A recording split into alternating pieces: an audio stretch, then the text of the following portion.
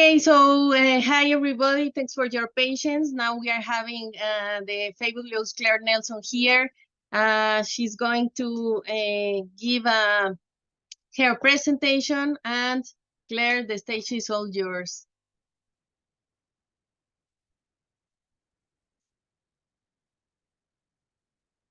Greetings and salutation, everyone. I'm not sure how many people that we have watching, but what I want to do is a very participatory process on storytelling. I am going to go ahead and we want to talk about the year 2050. As you all know, WFSF is celebrating 50 years, and we wanted to, as Human Futures magazine, come up with some ideas about the year in 2050, coming from those of you who are attending our conference. So let's jump straight into 2050. Before we begin, you all know that scenarios are a major part of our work as futurists. And so all of you are familiar with scenarios.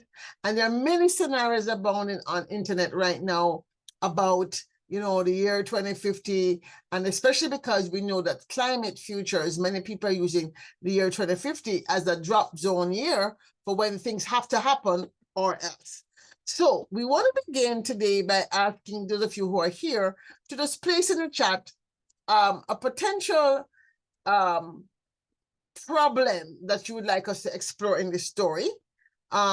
We want to start off with a story on, let's start with climate. Let's start with a story on climate. We want to start with a story on climate. Is there any issue or any problem or thing you fear, a future you fear, or a future that you want to see that I could use to help us create a story together? Anybody want to put everything in the chat? And while you're here, let's make this very interactive. If you could put food, water, scarcity-based war. Fabulous. All right. So let's take food. Sophie says food, water scarcity, base war 2050.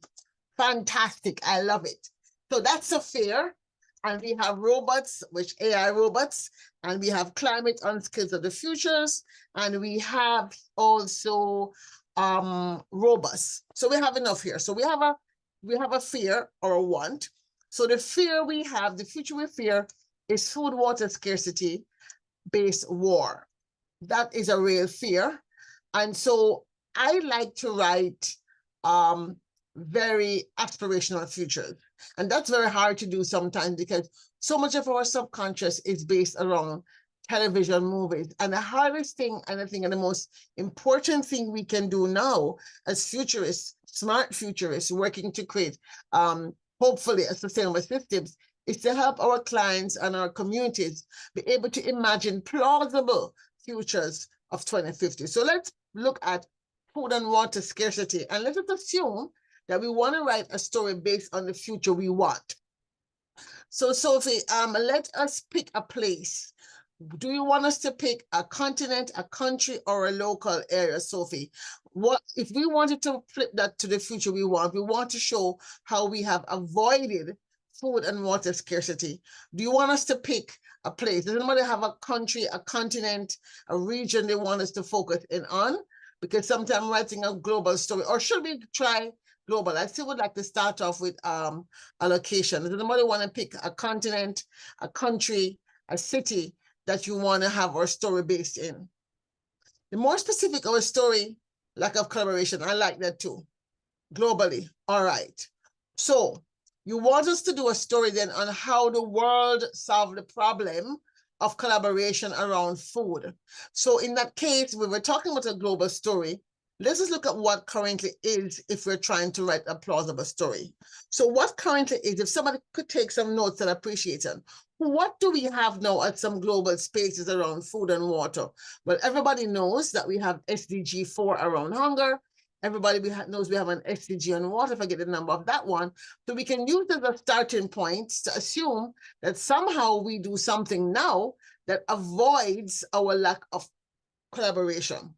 So 2050, which is 27 years from now, we want to talk about a collaboration that has happened globally that prevents us from going into food and water scarcity war. And we're writing that positive future because hopefully by crafting this future, we can help co-create, let's say, systems and elements that make that future happen. I want to tell you why I'm very positive about this approach. I myself am very active now in space. You see my shirt says Caribbean Space Society. And I started the Caribbean Space Society in 2018 based on a story I wrote in 2016. And my story I wrote was set in the year 2035 when I claimed that I was the first Jamaican on the moon. That story has now become, in many ways, part of what's happening in my life. So I'm very confident about this idea of writing the future in such a way, especially if it's something you fear, writing an aspirational vision of the future that is based on plausible potential outcomes of things that currently exist. So right now we know we have FAO, that's a food organization that's very rapidly trying to work around food issues. We have also World Water, not a federation, but it's a private sector group that's very engaged in trying to figure out how do we manage the waters we have and what do we do differently. So let's say we wanted to make up a new organization and let's call it the World Water Federation, and it's a group of nonprofits because we don't have control over governments, we're individuals. Well, it's a group of nonprofits like Sophie. Let's say Sophie decided, I'm going to start something on water because that's what worries me. That was started by Sophie back in 2024, following her thinking about this event. So I would put as a protagonist in our future story, Imagine 2050. I could put as a protagonist the World Water Federation, right? Started in 2024 by, in this case, Sophie and friends. I'm just making this up, right? So if it was started in 2024 as a local project, I'm not sure exactly which country she's from, if she's from Paris or from Belgium, but let's say it was started in France. This started off as a local movement by some NGOs in Paris, some environmental NGOs in Paris. Geneva, fabulous. Started by some local NGOs in Geneva by Sophie and her friends, who one day over coffee just got really upset and said, we got to do something different. Let us first organize as NGOs, because again, we as NGOs can't force the government to do nothing. My fifth philosophy of change is that we start with what we have. So we haven't had ourselves and a few friends that we have that could create something. So we have started the World Water Federation, the first chapter located in Geneva, Switzerland. We want to make practical all of these grand schemes, UN High Commission on Refugees and all this drama. It's all just at top of the talk, UN talking, but unless we local people do something, nothing happens.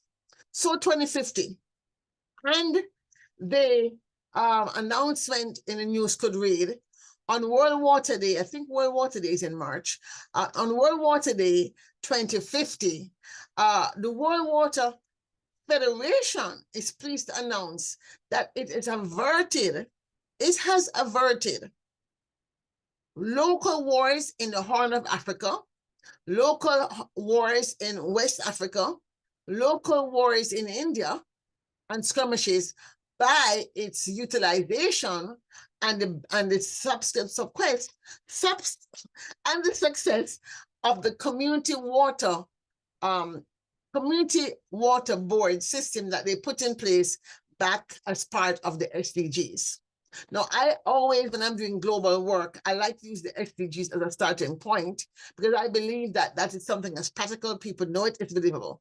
So can you imagine now if, Sophie, you were to identify the water-based NGOs in India, the water-based NGOs, let's say, in Sudan, Eritrea, the Horn of Africa, East Africa, that region, and the water-based NGO in Senegal, the Sahel region, and your NGO was to say, actually, no, you don't have to assume success. I'm writing my story. You can write your story of fear. I don't like to write frightening stories.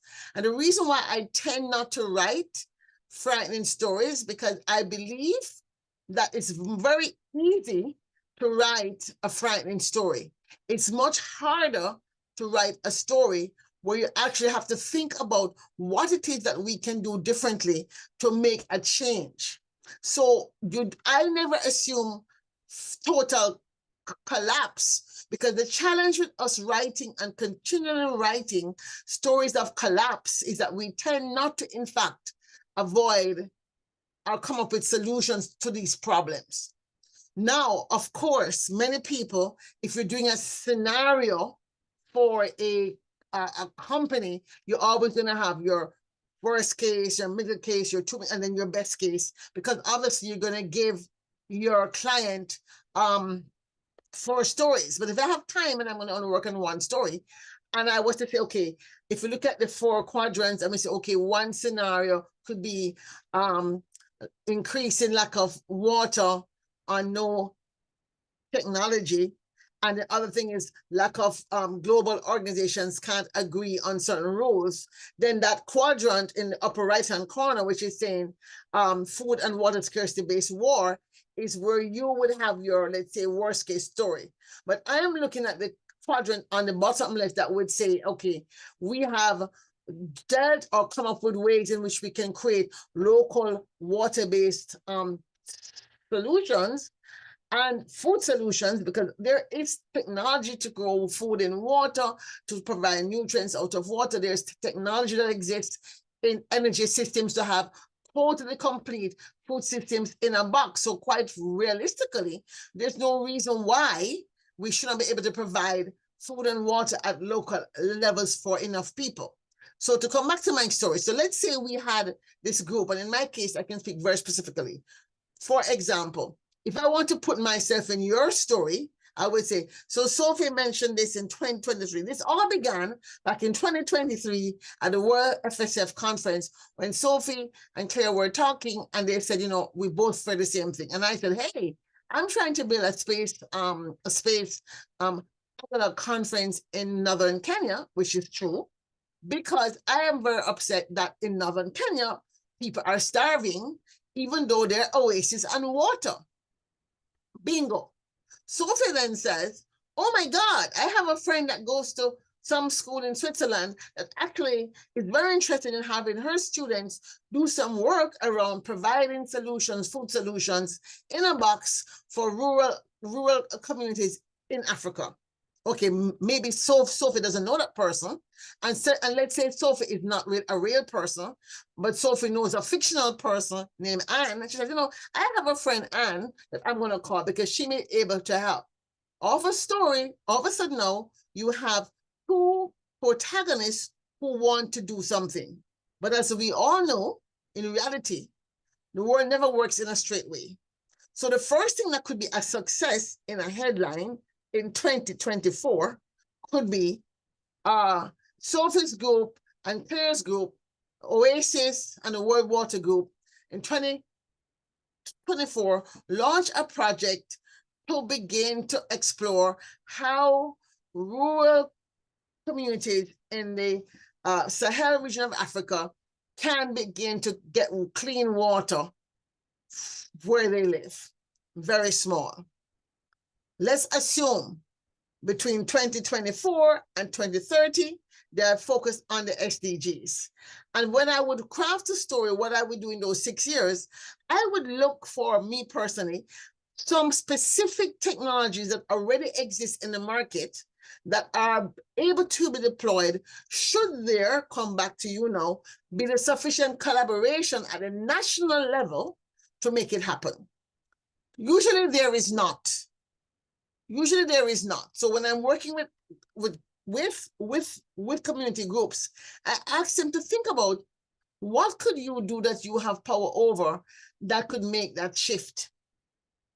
Worst case is that there's no idea, but usually they have at least one idea that if put into place, they can begin to make a shift to move a situation from dire to what could be. And so in each, let's stage, if I'm doing a 2050 story, I would tend to do 4 or 5 different entry points. I would do 2025, 2030, 2035, 2040, 45, and 2050.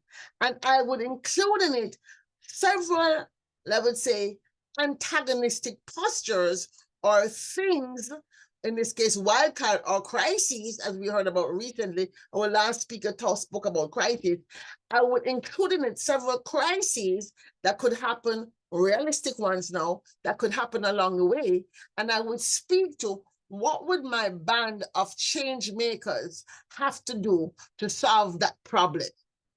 So from a point of view of aspirational storytelling about the world in 2050, writing an aspirational story, I'm looking at the protagonists, who are the people who are trying to avoid the future they fear.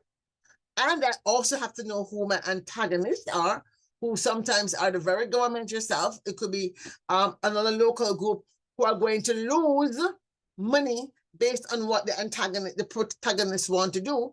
I look for my ecosystem of protagonists and antagonists in the water system. And I certainly look at the food water system as a system.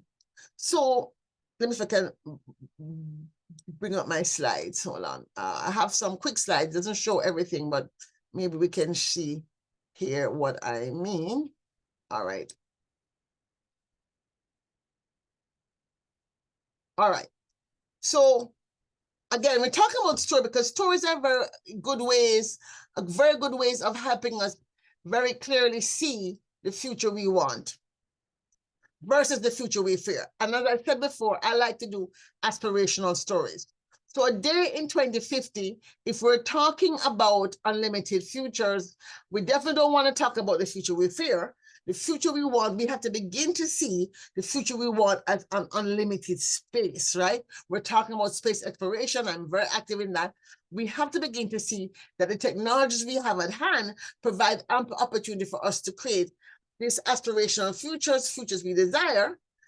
And even if they're not utopias, I don't believe in that. I never write a story in which everything is absolutely perfect. There's always a problem to be solved, but neither do I write stories which are very catastrophic. As you see, I have this picture of the world we fear versus the world we want.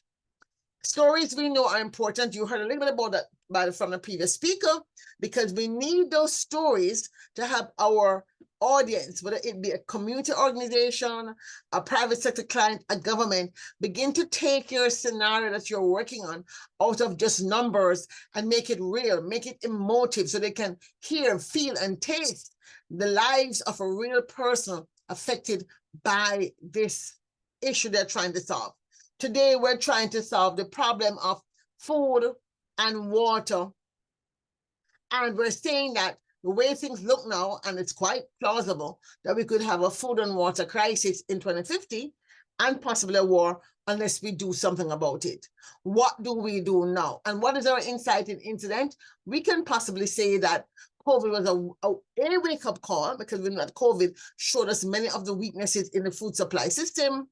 And we know, certainly with all that's happening in different wars, war in Israel and Gaza right now, that there's certainly some problems if you have issues where an opposing force could control the water supply for a city, a county, or whatever. So this is real. This is not a manufactured fear that she has, but a real fear based on what she's seen around her now. So we have an incited incident, and we're using these incidents and what we want to talk about the story. I try to write my stories depending on who I'm working with, and because this is totally fictional, because we are who we are in a room, our story today is going to be based on NGOs, because that's who we are. We're NGOs. We cannot speak for the government, but I believe that we the people have power. So our protagonist for my story I'm crafting is the NGO movement, who want to ensure that people have food, who want to ensure that people have water, and our antagonist or antagonists will be those people, those forces, sometimes in the private sector, sometimes in government, sometimes they're warlords, whomever, who definitely don't want to see us succeed because they would lose control of their community, their village, their city, or whomever. And in this case, one issue she raised was that collaboration itself, the lack of collaboration itself, could be an antagonizing factor. So even if people are not deliberately being antagonists, the lack of this collaboration around how we move resources, how we share the rules around how resources are shared would also be an antagonizing force to the future we want, which is food and water. When we look, for example, we can take some lessons from the issue of refugee crisis, for example. The refugee crisis business has been the same for years. So we have a refugee crisis and you're shipping bales of, discounted food that the developing countries have stockpiled and they pay their merchants or their farmers for, and these things are shipped into these camps, and there's no attempt whatsoever to do any kind of on-site manufacturing of food. And we do know that based on what we have been doing in wars in space, that there are lots of mobile platforms around which we can design food and water systems. There's technology to do water cleaning, there's technology to do food growing in water-based systems. So there's absolutely no reason why some of this tension that is arising around the issues could not be solved and using a climate camp as a test base. So perhaps in our story, we can then say, oh, in 2018, the government of Kenya decided that they would allow us to do a test for the refugees in northern Kenya coming over from war-torn Sudan. Bearing in mind, we don't want to worry or have a negative impact on the right to return. We're going to put in place these portable farms or vertical farms that would allow people to grow microgreens, for example, so they will have basic nutrients to keep them alive. Okay, it's not going to be food like, Parisian food or food in a restaurant or cows or goats, but it's going to be enough to at least give them sustenance. And this is a plausible response. It's plausible to also say, if some of these people are nomads, they could be given more goats or a couple of things that they could grow within the camp as tools, and we could use it as a test bed. So a headline for 2030 could read something like, by 2030, the Federation and Oasis had tested their mobile food systems and their small herd protocols in refugee camps in 3 refugee camps around the world. 1 in Asia, in Burma, 1 in East Africa, and 1 in West Africa. And this is just based on news I know off the top of my head. I'm just making it up, obviously. But this is information I have that there are refugees in these parts of the world, and we need to do something differently. And we could begin to test. If we assume that there are going to be lots of climate refugees in 2050, how do we then begin to prepare and test solutions to that problem? I have now just given you a solution for 2030. Fast forward, AGI, robots, etc. Somebody had written that as an issue to be discussed, robots, right? How do we now build robots into the system, since somebody raised it as an issue that they are concerned about, and climate on skills of the future? Okay, so we know that climate is going to affect things like healthcare systems. We know climate is going to affect things like, what else? It's going to affect the way people farm. So if we want to build that into the same story, we can say some of these tests included this protocol that we're testing in East Africa, in West Africa, in Burma, in these camps, included us putting in place in these camps also as a test bed, small weather stations that allowed us to begin to teach people who we assume are going to go back to their countries to learn how to use smart devices to monitor the weather or to monitor vectors. So again, I'm building on top of this baseline. We have now put in place these test beds. We're building on top of this idea that maybe there's a way for us to give these people some smartphones or some iPads. We're going to give them some rudimentary weather stations and begin to give them the skills for when they return, hopefully to their country, or if they're forced to be refugees in northern Kenya for the next 5 or 10 years, that they're able to become more self-sufficient, bearing in mind most refugees want to go back home, and most host countries don't want to include them as permanent residents of their countries. These are the realities of global collaboration, which address the fears that we have around the fact that we have to do things differently. In the same way, having talked about putting in some new skills, we can say, okay, how does robotics play into this? In this case, it's not about a big country where we have robots managing car dealerships and car factories and Amazon houses. We have lots of robots doing all the packing, people losing jobs. We're talking about robots in a situation, we're talking about small countries. So clearly, the robots in this case, maybe robots who are helping with healthcare systems, or robots that are helping with water collection system. But again, you can also text robots that are helping with solar energy systems. We can now layer that into a story to give it much more context based on who is in the room and the issues they want to explore. So it's 2:58. I'm going to pause and take some questions. But you see how I have used what exists to build out a story to help you make something come alive for your clients and whoever you're working with. In each case, I've looked at the systems I'm working in, what measure of success. In this case, the success that we want would be to avoid a war, to avoid conflict, the agents in the story, the resilience of the people building this reality, and the technology that we're using. So with that, I'm going to stop sharing, and I hope I'll be able to share some ideas about how we can build a story on just in the moment when you're working with a group and when you want to get them to take their scenario and move it from just numbers and facts to the shape of a story. Thank you very much for listening. Thanks to you, Claire. Sophie writes in the chat, thank you so much, Claire, a very insightful and inspiring session.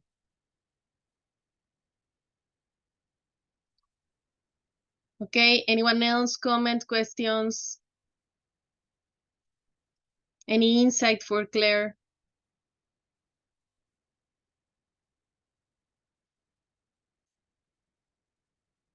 Okay, so it seems that nobody else in the chat. Okay, so thanks a lot, Claire. This is really important when people interact and they are the co-creators of the same session.